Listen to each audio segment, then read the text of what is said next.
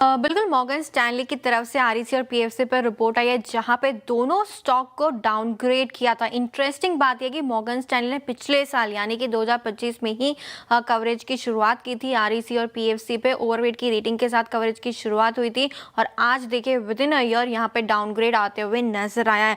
पहले ओवरवेट की रेटिंग थी, रेटिंग घटा के इक्वल वेट कर दिया। आरईसी और पीएफसी दोनों स्टॉक की बात करें तो आपको रेटिंग घटते हुए नजर आएगी। इनफैक्ट पीएफसी का लक्ष्य भी देखे तो 510 रुपए से घटा के 410 रुपए का करते हुए दिखे और आरईसी की बात करें तो 430 रुपए से लक्ष्य घटा के 360 रुपए का आपको नजर आएगा।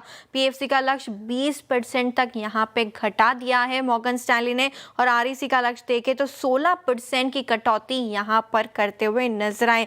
मॉर्गन स्टैनली ने लोन ग्रोथ में सुस्ती को लेकर चिंता जताई है। पिछले क्वार्टर में हमने देखा था कि लोन ग्रोथ जो है वो काफी कमजोर रही थी दोनों कंपनीज की और वही एक कारण है जो मॉर्गन स्टैनली की तरफ से डाउनग्रेड आते हुए नजर आया। पावर सेक्टर में बैंक क्रेडिट और सिस्टम क्रेडिट जो है वो तेजी से बढ़ते हुए नजर आ रहा है, लेकिन पीएफसी और आरईसी का जो लोन पोर्टफोलियो है वो कमजोरी के साथ कारोबार कर रहा है और ये जो डिस्कनेक्ट है ग्रोथ का ये फिलहाल काफी बरकरार रहेगा और आने वाले समय में लोन ग्रोथ जो है इंपैक्टेड रह सकती है।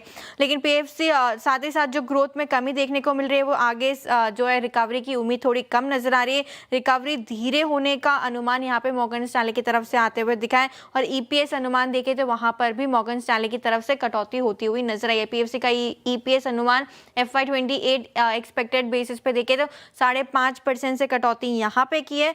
आरईसी के ईपीएस अनुमान में 5% की कटौती आती हुई नजर आई और FY29 में ईपीएस के दोनों कंपनीज की बात करें तो 7% से ज्यादा की कटौती यहाँ पर मॉर्गन स्टैनली ने की है। इंटरेस्टिंग बात है कि पिछले ही साल कवरेज की शुरुआत हुई थी ओवरवेट की रेटिंग के साथ और आज देखिए with in a year downgrade और बड़ा डाउनग्रेड है, साथ ही साथ टारगेट भी कट हुआ है।